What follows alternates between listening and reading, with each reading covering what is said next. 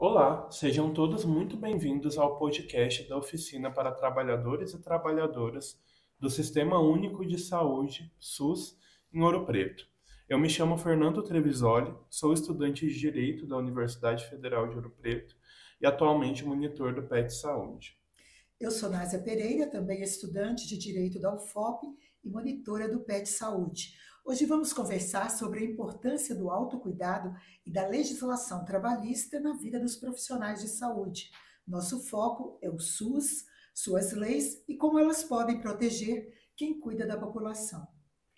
A rede assistencial do SUS em Ouro Preto é, em quase sua totalidade, pública. A atenção primária e o serviço de urgência são realizados por serviços municipais. A atenção secundária funciona no município por meio da rede conveniada e pelo ICISMEP, que é um consórcio público composto por 98 municípios.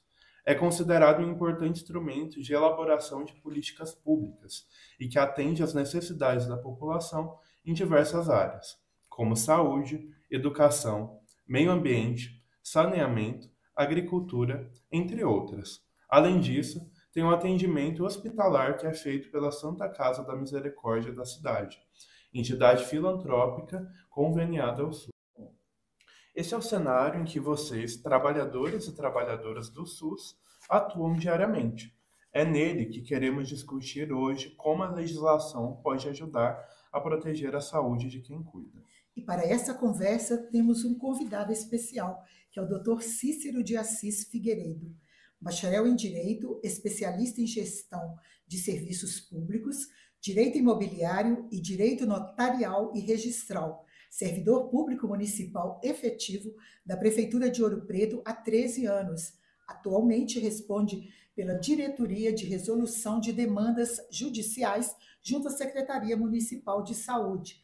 Doutor Cícero, obrigada por estar aqui conosco neste podcast Oficina para Trabalhadores e Trabalhadoras do SUS em Ouro Preto. Vamos falar sobre o Sistema Único de Saúde, o SUS, trabalho e autocuidado. Doutor, como que a legislação trabalhista e o direito podem ajudar a proteger a saúde física e mental dos trabalhadores do SUS?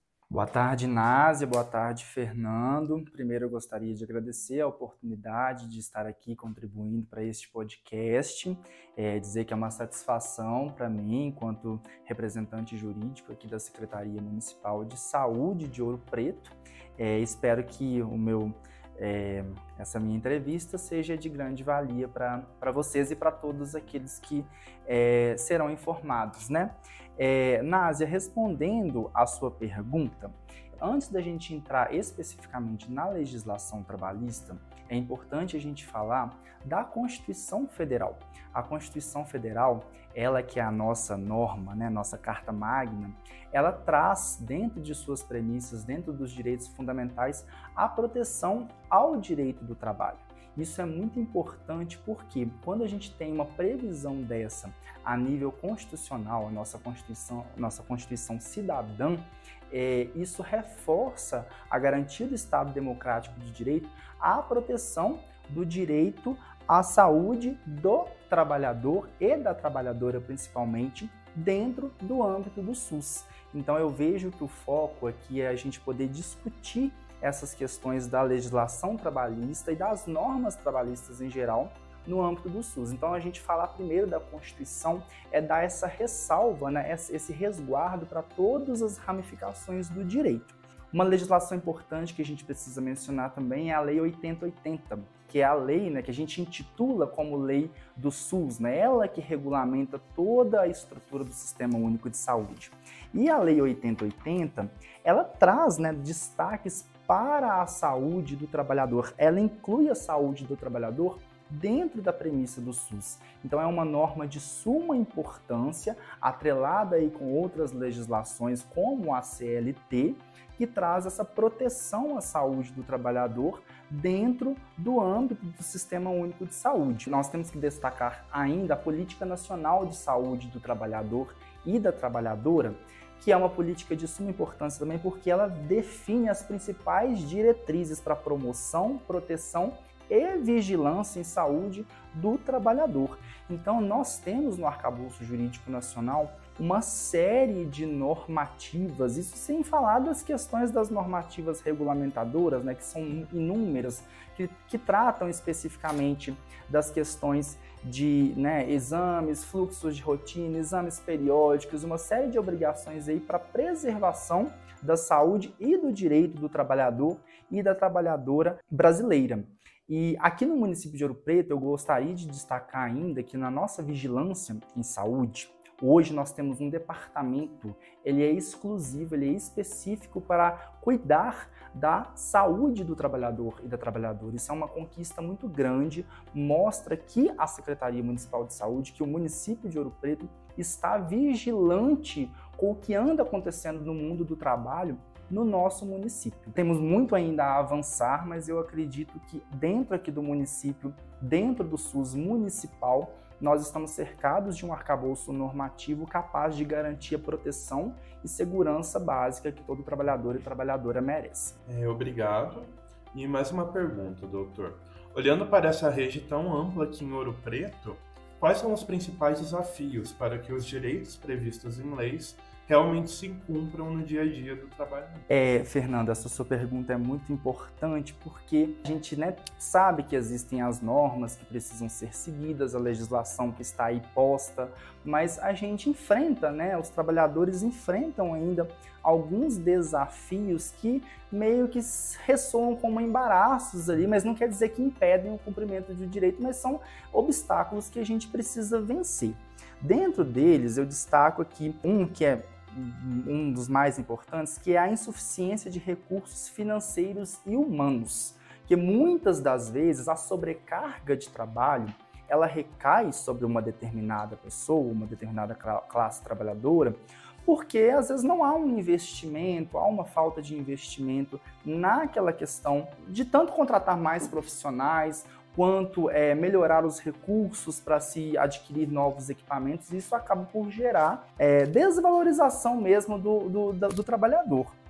A gente tem também a questão das desigualdades de gênero, que também são um desafio dos tempos atuais, assédios morais, sexuais, que infelizmente a gente ouve muitos relatos nas relações de trabalho. Mas o principal ponto para essa questão também é a fragilidade de fiscalização, porque eu acho que a gente tem as normas, tem as diretrizes, mas se não tiver corpo técnico para fiscalizar se isso está sendo cumprido nos ambientes de trabalho, isso também acaba ficando como que essas práticas sejam normalizadas, e isso a gente não pode permitir.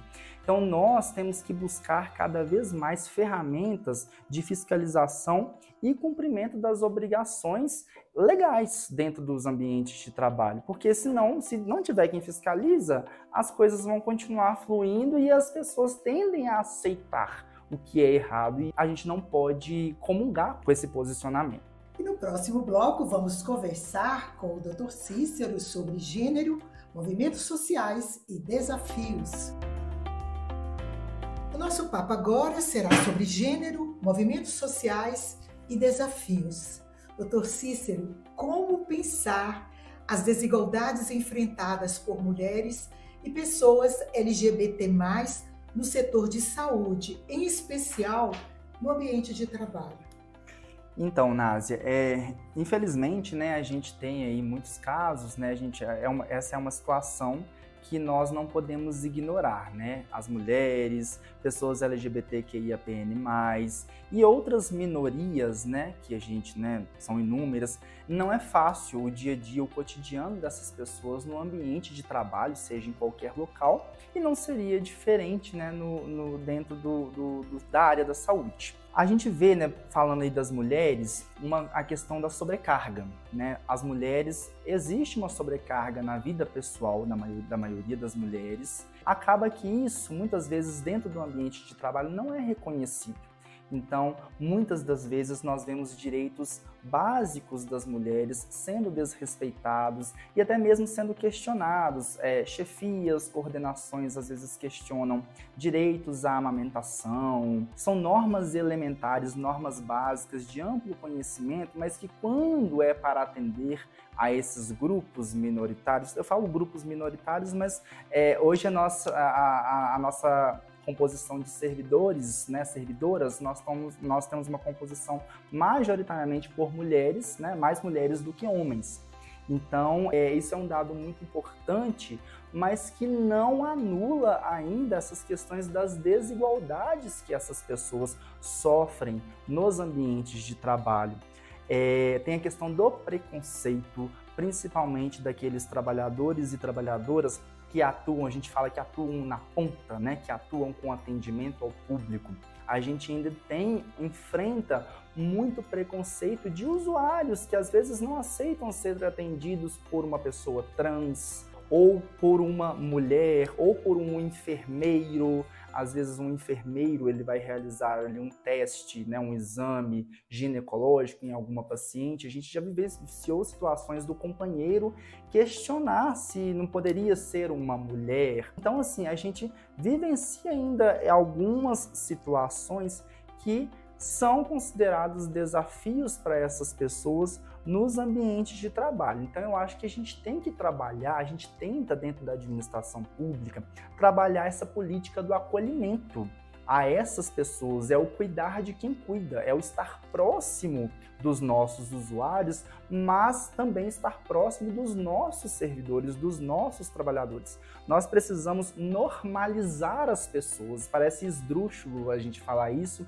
mas existem algumas pessoas que tratam a outros como se fossem anormais. Isso não existe. Nós precisamos tratar todos de forma igual. E isso precisa partir da gestão, precisa partir da coordenação, precisa partir do próprio serviço. E eu acho que só assim é que nós iremos conseguir cativar os usuários a lidar com essas diferenças. Nós precisamos aprender, hoje a gente está em 2025, a gente precisa aprender mais do que urgente a lidar com as diferenças e a tratar todos de forma igual. Dr. Cícero, a gente tem mais uma pergunta sobre esse tema, que é como gestores municipais têm buscado enfrentar as situações de assédio, sobrecarga ou precarização que afetam a categoria de que estamos discutindo agora. Então, Fernando, na verdade, essas questões, essas situações que chegam, né, esses relatos de assédio e outras questões de sobrecarga, a atual gestão é uma gestão muito aberta ao diálogo e à conversa. Nós temos aqui na Secretaria de Saúde uma porta de acesso, ou um canal de ouvidoria, onde nós participamos em conjunto dessa escuta, que eu acho que o primeiro ponto, o ponto principal disso tudo, é a escuta do relato, porque muitas vezes as pessoas não querem falar porque elas não são ouvidas, ou são ouvidas, mas são julgadas. Então, essas situações que, infelizmente, elas acontecem, elas precisam ser abraçadas pela gestão para elas poderem ser enfrentadas. Então, nós temos hoje uma gestão que é comprometida principalmente com o apoio psicológico aos profissionais de saúde. Nós temos um setor que foi implementado recentemente dentro da gerência de recursos humanos, na saúde, supervisão de saúde ocupacional, que é o atendimento psicológico para servidores do município que passam por qualquer situação envolvendo assédio ou qualquer outro desconforto que possa causar algum prejuízo nas relações de trabalho. Então, os gestores municipais, eles têm recebido constante capacitação para o acolhimento dessas pessoas, dessas situações. Seja também, eu quero destacar também a questão da promoção de cursos, de treinamentos, de pegar parcelas de funcionários, de servidores e colocá-los em capacitação. Essa é uma política que vem sendo implementada nesses últimos anos e que tem dado certo, tem dado resultado. É um espaço para essas pessoas falarem, exporem as suas razões, que às vezes, muitas vezes elas são caladas. né? Elas são silenciadas. Então, tendo esses espaços para conversa, para ouvir o que está acontecendo, é um caminho para proporcionar que a gente tentar mitigar aí, de alguma forma, essas situações.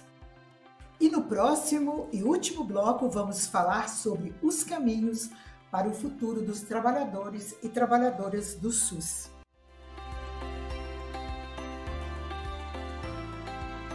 Dentro do tema Caminhos para o Futuro dos Trabalhadores e Trabalhadoras do SUS, Dr. Cícero, a gente queria conhecer, né, apresentar quais políticas públicas ou práticas institucionais poderiam realmente transformar a vida dos trabalhadores do SUS em Ouro Preto. Násia, primeiro eu gostaria de destacar as condições dignas de trabalho. Eu acho que isso é o primeiro ponto para a gente começar a conversar as políticas públicas. Você buscar o melhor para os trabalhadores dentro do ambiente de trabalho, seja com reformas de estrutura, seja com equipamentos modernos, seja com ambientação adequada, modernização, informatização. Você trazer um ambiente de trabalho agradável é uma das primeiras ferramentas que precisam ser implementadas, já estão sendo implementadas aqui dentro do município. A gente está buscando cada vez mais a adequação das nossas unidades de saúde, nossos pontos de apoio administrativos, para que os nossos servidores e servidoras estejam lotados, estejam vinculados em ambientes de trabalho agradáveis, que permitam a execução de suas atividades de forma mais alegre, mais prazerosa. A gente precisa também falar em valorização profissional, uma valorização financeira, uma remuneração adequada e justa pela responsabilidade que os profissionais de saúde carregam.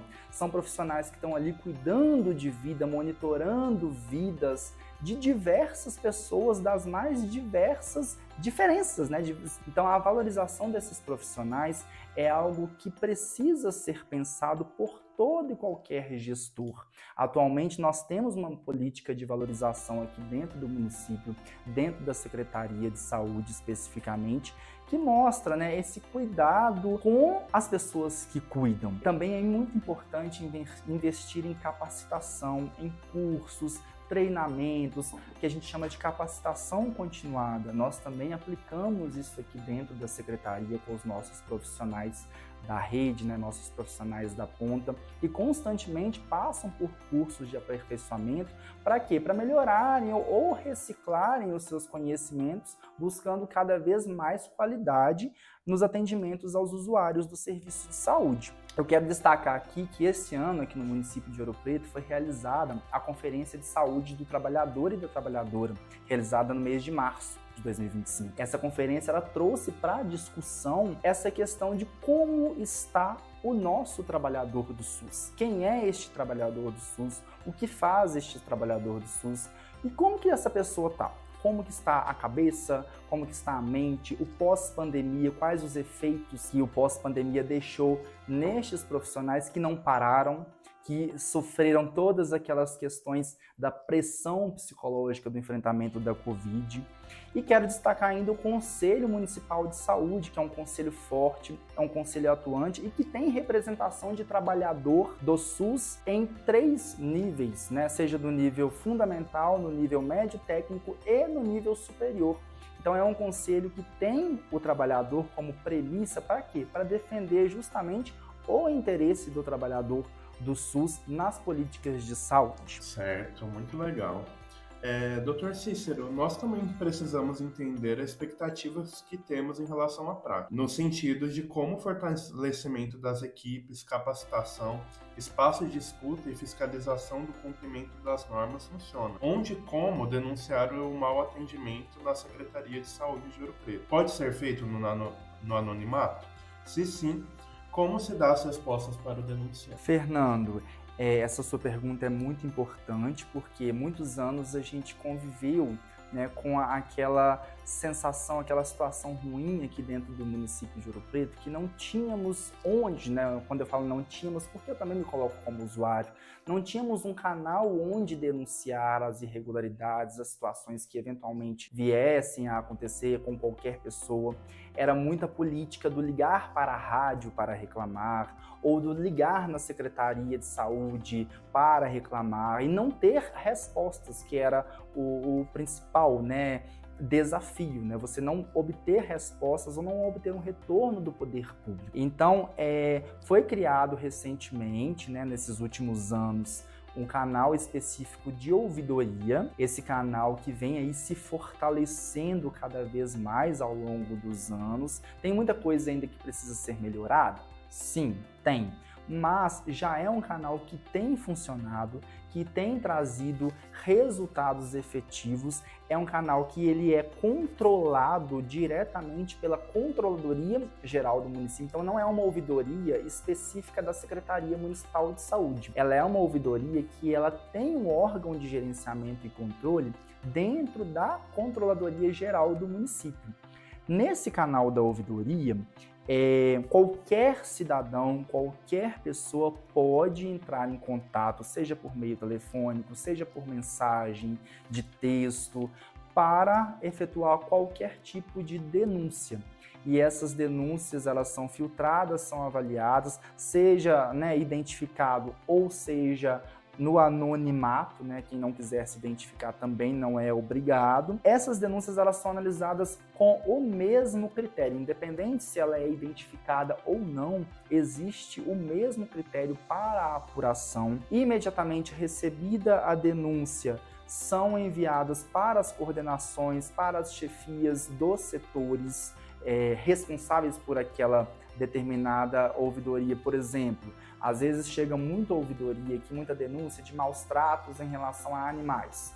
Então, isso prontamente é remetido para o Departamento de Vigilância e Zoonoses, que vai apurar o que de fato está ocorrendo. Hora ou outra chega muita denúncia em relação a, às vezes tem falta de medicamento, ou às vezes algum atendimento que não foi satisfatório em alguma unidade de saúde. Então a gente tem inúmeros canais que são direcionados para as respectivas coordenações e com essa questão da propositura de obter uma resposta. Para quê? Para aquela pessoa que denunciou, ela ter um retorno.